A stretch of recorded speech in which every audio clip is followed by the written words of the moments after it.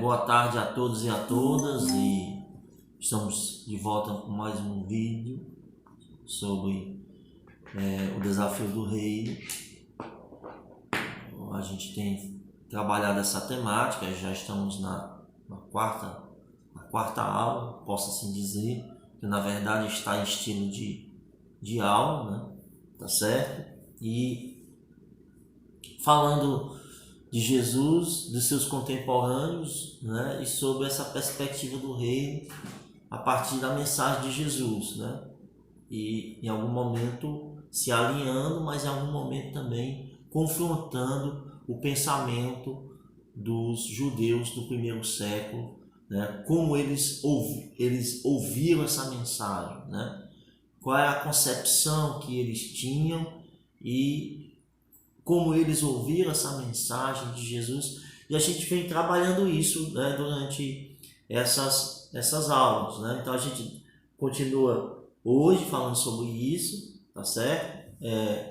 Jesus, como judeu, ele herda essa tradição, né?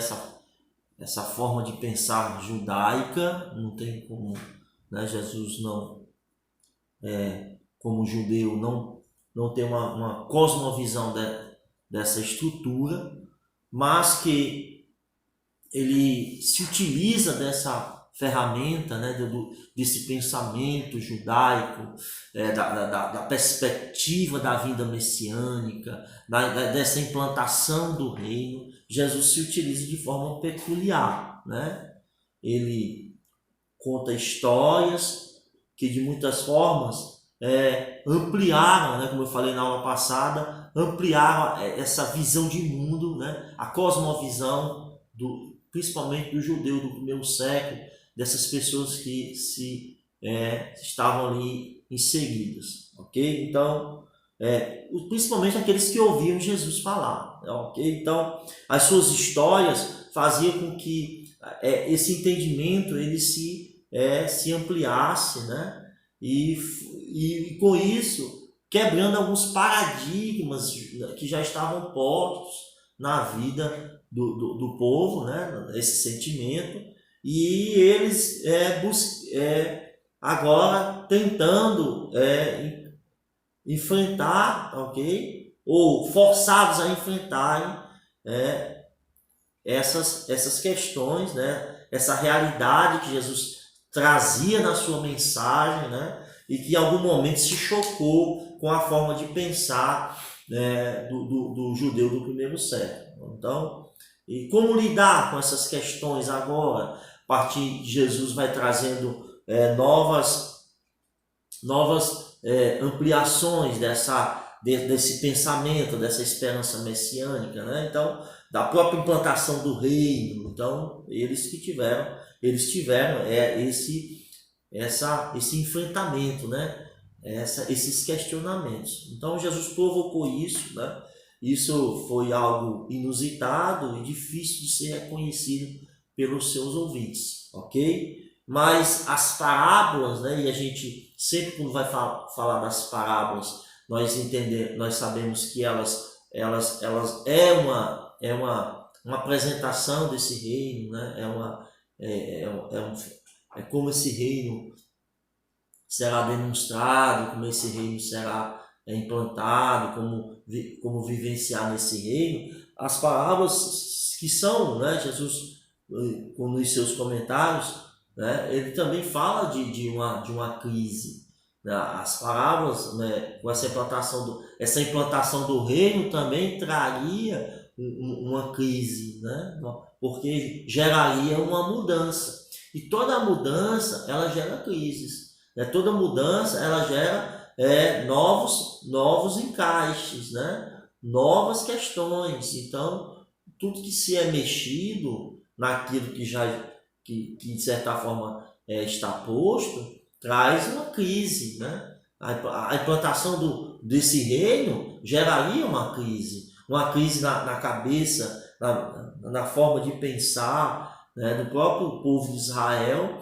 Então Jesus ele vai trazendo, como a gente lendo, principalmente os textos escatológicos dos evangelhos, Mateus e Marcos, o que é que nós percebemos? Que esse reino, ele traria alguns percalços, né? A implantação desse reino traria crises, né? E a gente percebe temporais, crises de guerras, enfim, todo esse processo. E Jesus fez questão de, nas suas parábolas, e também de falar, né, desses sofrimentos, dessas perseguições, dessas crises e tal. E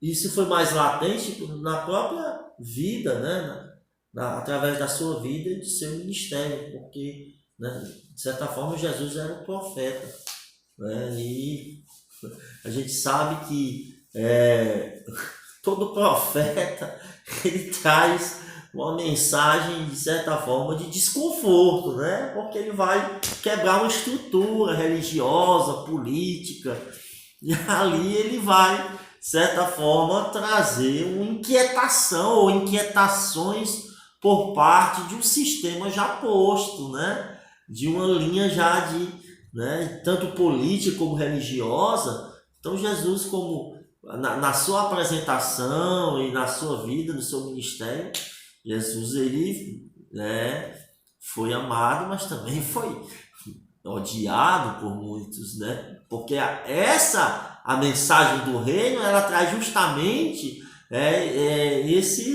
esses questionamentos, né? E Jesus ele vai confrontando ali, mostrando o que é o reino, o que é fazer parte desse reino, como é que é o cidadão desse reino. Então,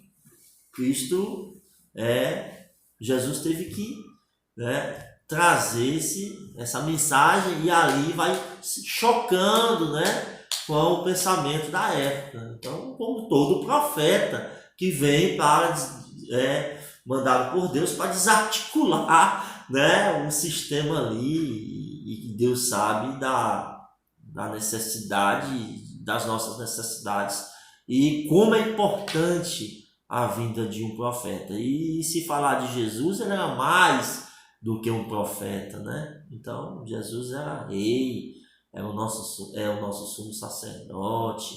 Então, a própria perspectiva de mestre, né? Geralmente um rabino, um mestre, um rabi, um rabone,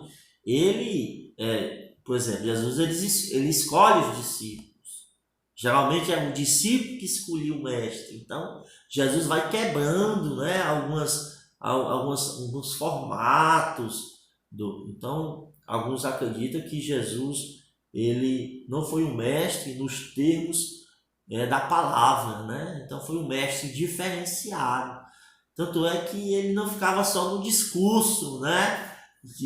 Porque havia muitos mestres também, né? Muitos filósofos, pensadores, mas Jesus ele tinha no seu ministério a palavra, né? A pregação, mas também tinha as ações, né? Jesus curou muitas pessoas, e isso foi algo diferenciador nele como mestre, né?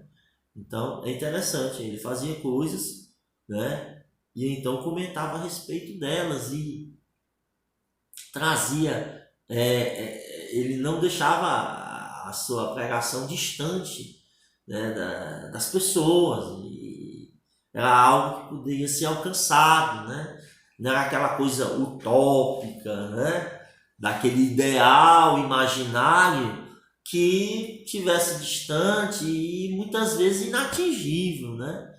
Jesus ele falou de uma perfeição que poderia ser perseguida, poderia ser vivenciada, poderia ser trabalhada. O próprio processo de santificação que Jesus falou revela isso, né? De estarmos na presença de Deus, né? É claro, pelo seu sacrifício, né? Que ele retomaria isso na reconciliação da sua morte para com o Pai, né? Para com o Pai. Mas Jesus ele comentava a respeito de coisas e desafiava as pessoas a entenderem esse significado, o significado dessas questões. Então, não era só no âmbito do discurso, não. Jesus ele trazia essas pessoas para perto e confrontavam-nas, para que essas pessoas fossem desafiadas a entenderem o seu significado e até muitas delas entenderem que a mensagem era para elas mesmas, né? Todas elas.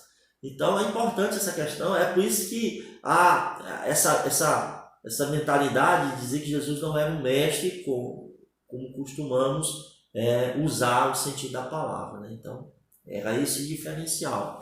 Então Jesus agia de forma prática e também de forma simbólica, né? Então havia esse, e a gente pode perceber isso nos evangelhos, nas curas do Senhor, né? Jesus curando as pessoas, né? E interessante que cada milagre ou em cada cura feita por Jesus tinha uma mensagem, tinha um significado, né? Entendeu? Havia algo por trás disso, havia um exemplo, havia uma verdade, havia a verdade nisso, a verdade na cura, a verdade no milagre, né? Ele mesmo se revelando como o pão, a água, havia a verdade, e isso associado ao cotidiano das pessoas, né? As pessoas entendiam isso, embora que em algum momento, através de parábolas, essas pessoas ficassem assim, um pouco duvidosas e não entender, assim, receosas, mas é que Jesus fazia essas pessoas pensarem, né? Fazia essa autoanálise, tá certo?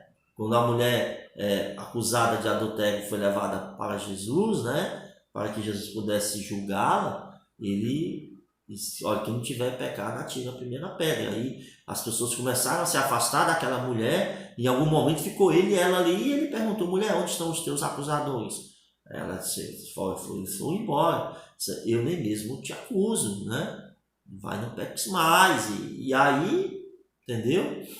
As pessoas caíram em si pela mensagem, né? Que é uma mensagem que atingia a necessidade dessas pessoas, o que elas precisavam ouvir. Eis esse diferencial na vida de Jesus como mestre, né? Como mestre, né? Como que havia a forma prática e simbólica. E nessa praticidade, ou seja, nessas atuações de Jesus, nos milagres de Jesus, nas curas, né, que também é um milagre, né, nas curas feitas pelo Senhor Jesus, havia o quê? Uma mensagem por trás dessa. Então havia algo uma verdade suprema nisso, né? Uma verdade eternal, né? Muito mais do que uma necessidade circunstancial. Havia uma mensagem para a eternidade, né? Uma mensagem para a alma, entendeu? Então a cura física, mas havia por trás um sentimento de Jesus de curar a alma dessas pessoas, né? E mostrar que esse reino ele não é circunstancial, ele é eterno, né? Ele está acima dele. Então, entendeu? É muito interessante isso. Não é só para resolver um problema circunstancial, de uma enfermidade, de uma questão política, de uma questão social, de uma questão econômica. Não, Jesus ele trabalhava essas questões, né? Mas que sempre pautando para a vida das pessoas. Então ele agia e falava de tal forma que as pessoas rapidamente o identificavam como um profeta, né? Tá certo? A mulher samaritana diz: eu vejo que tu és profeta. O Nicodemos também diz: vejo que tu és profeta. Então as pessoas, né, através das suas atitudes, através da sua mensagem e dos seus atos, as pessoas elas identificavam Jesus como um profeta, né? Muito mais do que um mestre, um profeta, né? E muito embora Jesus, o processo de cura foi o abrir do ministério de Jesus, né? O primeiro milagre foi o milagre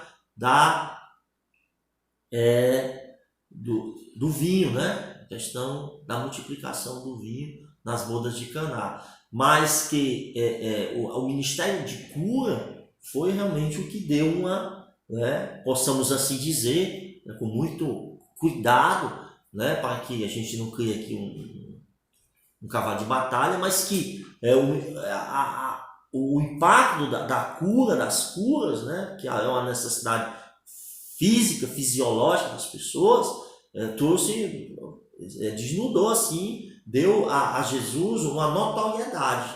Muito embora, né, e eu já li algumas coisas sobre essa questão, Jesus não se pautou no ministério da cura, né? Jesus não usou o ministério da cura para se projetar, né? É interessante isso, né?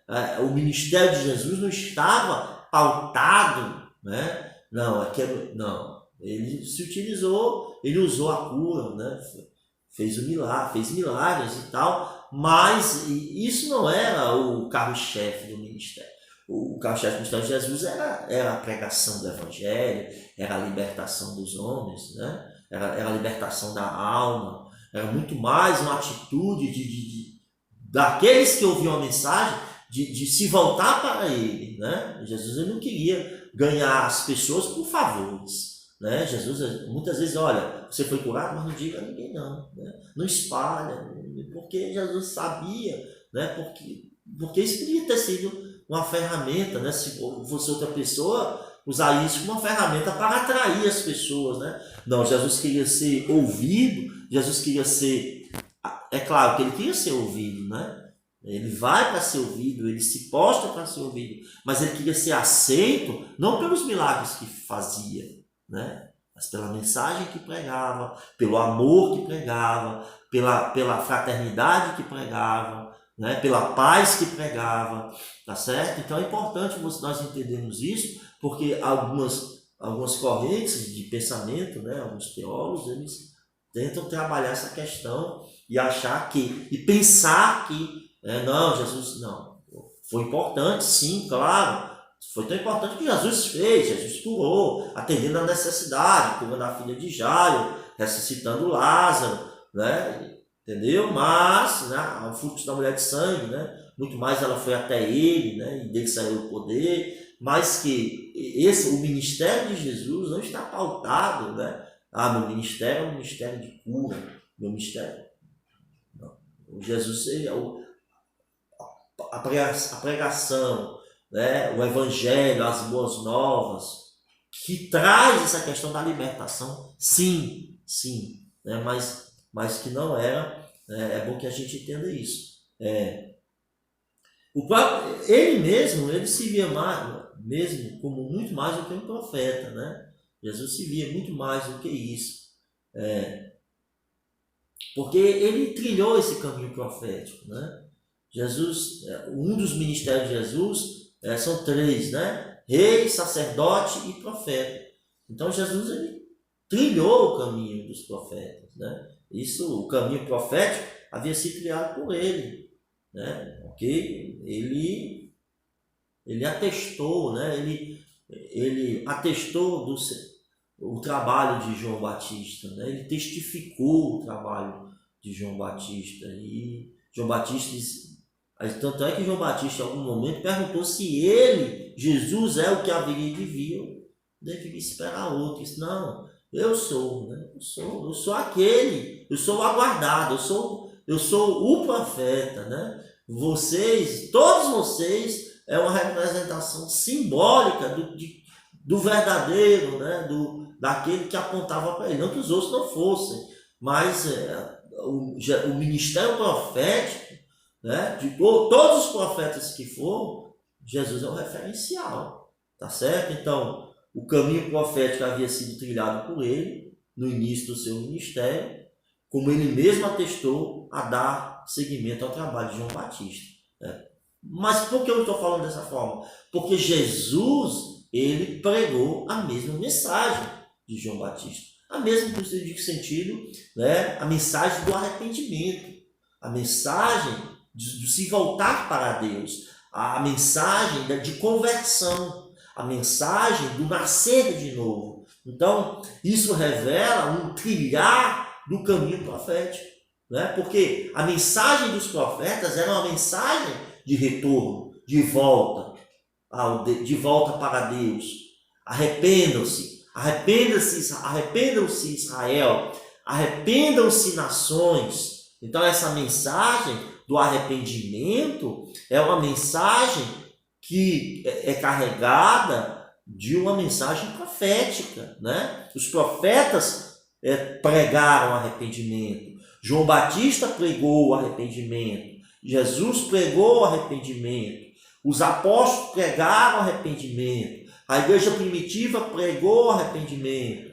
A igreja pregava o arrependimento. E a igreja prega o arrependimento. Então, há um trilho profético, há um trilho de uma mensagem de boa notícia que se chama Evangelho, que é a boa nova, que é uma mensagem de arrependimento.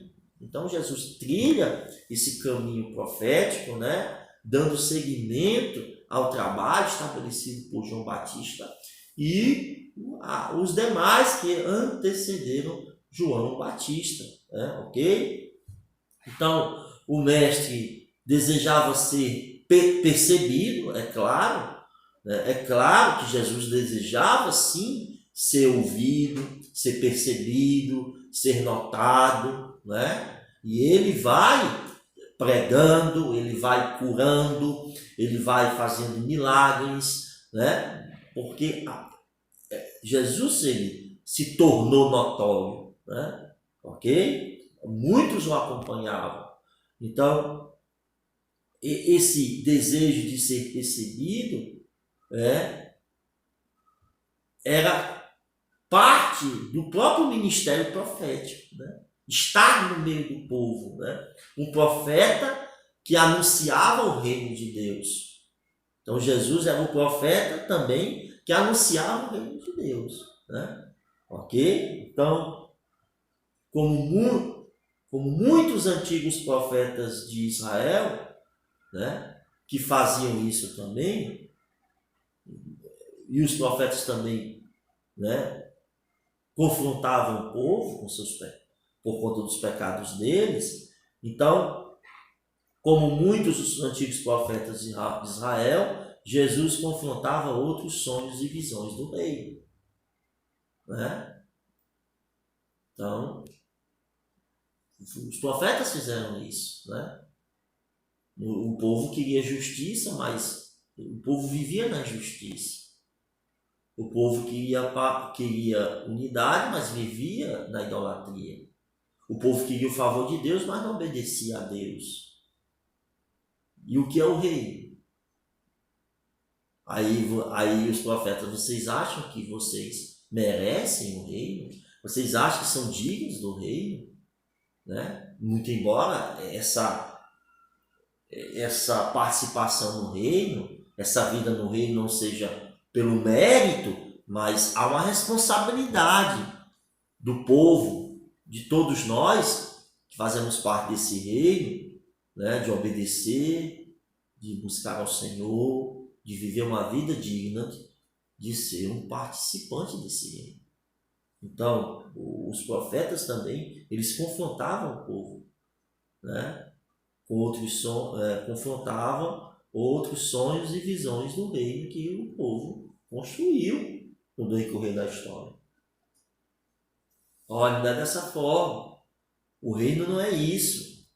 O reino não é isso que você está dizendo, né? Essa visão de reino, esse sonho que você tem de reino, não é. Então os profetas, assim como Jesus, os profetas também confrontavam o povo com essas visões distorcidas com relação ao reino, né? E com essa relação às suas vivências nesse reino, ok? Então, é interessante observarmos que a gente apresentou nas aulas anteriores, né, algumas visões, alguma forma ou visão de reino, né? A gente viu a visão de reino dualista, onde o processo de separação do mundo, né, viver de forma, né, onde o mundo, eu tenho que me separar do mundo, eu tenho que me retrair, viver recluso, viver afastado do mundo, porque o mundo está perdido, e esperar o julgamento de Deus que Deus julgue o mundo e nos leve, nos salve, né? Então essa dicotomia, né? O bem separado do mal e sem fazer nenhuma inferência, né? Sem não houver nenhuma intervenção do bem rechaçando o mal ou combatendo o mal, mas separado. Então vamos viver aqui, né? Uma vida ascética, privada, quase tudo é pecado, vamos, né? Os essênios foi um desses grupos, né? Ou outra forma foi a questão política. Então vamos nos envolver aqui com a política, né? É outra visão de restauração de reino, ou de visão de reino, poderia ser tida pelos judeus da época de Jesus, né? O caminho é a política, então vamos aqui nos envolver, né? Na política, no sistema, no esquema e tal. E a outra visão que a gente abordou nas aulas anteriores foi essa visão, né, religiosa, mas essa religião de retaliação, né, de levante, de rebelião, né? Vamos orar, mas vamos amolar as espadas, vamos para a guerra. Aí Jesus o quê? Aí Jesus ele não se envolve com nenhuma dessas e outras que tivessem, né? O que é que Jesus faz? Então Jesus, através da sua vida, através da sua mensagem, ele confronta essas visões, né? Ele confronta isso. Ele diz, não é por aqui não. Ele não é você se afastando que você vai pregar o reino, não. Você tem que estar entre eles, pregando o reino. Opa, não é pela política, não é o governo não. Não é aqui não é o Estado que vai resolver aqui não. Não é assim não. Primeiro, está corrompido, né? São egoístas. Não, esse sentimento aqui, o egoísmo, o eu no centro, isso não é a filosofia do reino, não, está fora. O que? Vamos derrubar, vamos quebrar tudo? Não, peraí, não é assim não. Eu chamei vocês para paz. Não, eu sei que essa implantação do reino vai trazer divisões, né? Como Jesus disse. Vai trazer a espada. Mas essa divisão é uma atitude de cada um. É de não querer, de não abraçar, mas não é de matar, né? Jesus diz, não, peraí. Orar e vamos para a rebelião, vamos lá. Os zelotes, né? Vamos destruir, vamos quebrar, vamos... Não, peraí, não. Os pretendentes desse reino, eles são pacificadores. Né? Não vim trazer esse tipo de guerra, não. A guerra que eu vim trazer é outra. Né? É a guerra das atitudes. Né? É o confronto das ideias. Né? O confronto, entendeu? Não é essa questão de militar, religioso militar. Não. Então Jesus, ele quebra, né, algumas visões de reino, né? E se a forma dele está correta e estava e está, as outras estão erradas, né? Então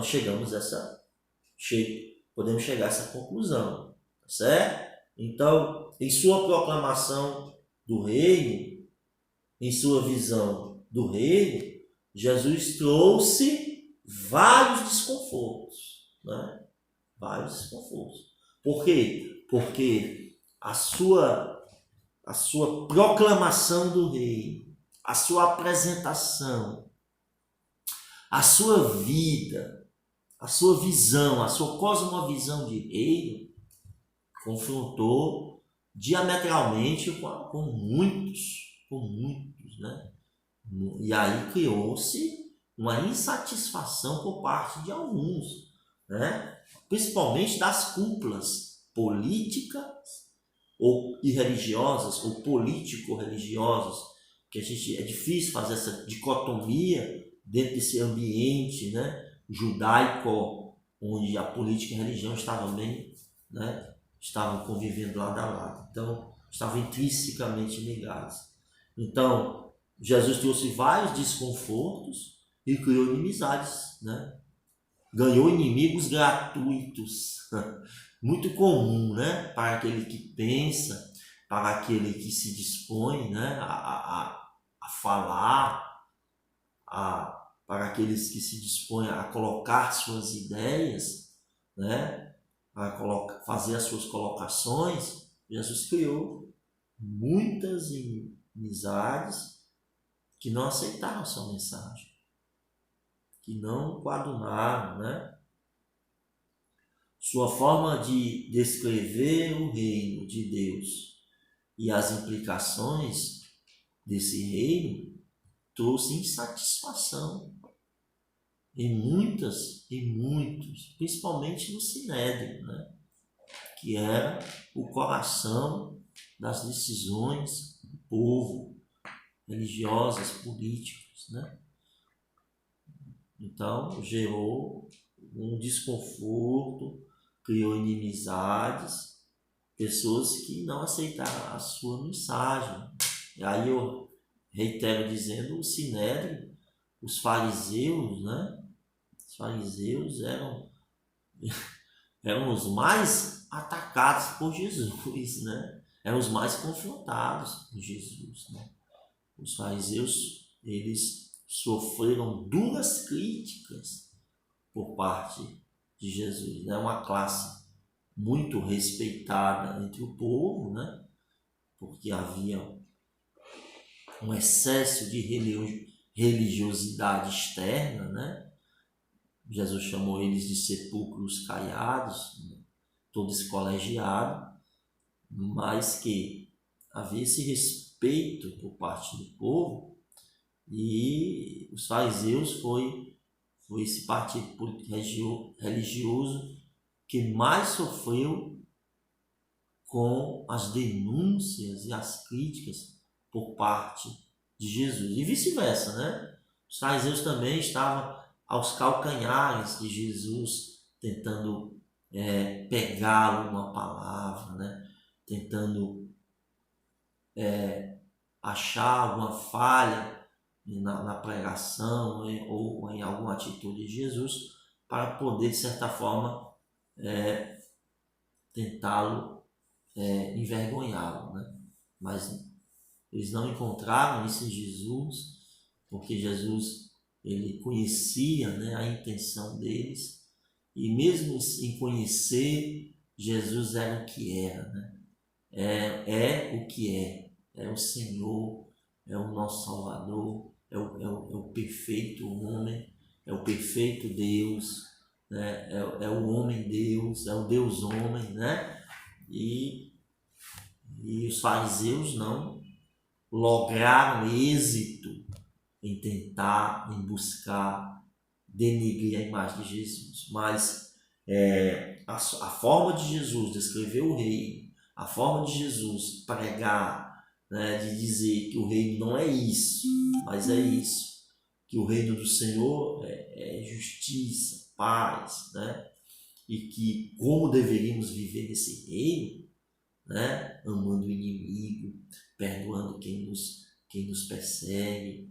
Isso não para o ouvido de muito do judeu do primeiro século, para os judeus contemporâneos de Jesus, isso não soou legal, né? Não soou legal, não deu ibope, né? E aí, né? A gente sabe no que se desdobrou, mas que Jesus, a forma, a visão de Jesus de reino era a visão da Escritura, era a visão do desejo do Pai, era a visão que está nas Escrituras Sagradas, né? Jesus não veio desfazer o que Deus planejou em todo o processo, né? E revelou ao seu povo, aos profetas. Então, a visão de reino de Jesus é uma visão escriturística, é uma visão de reino, né, escriturístico,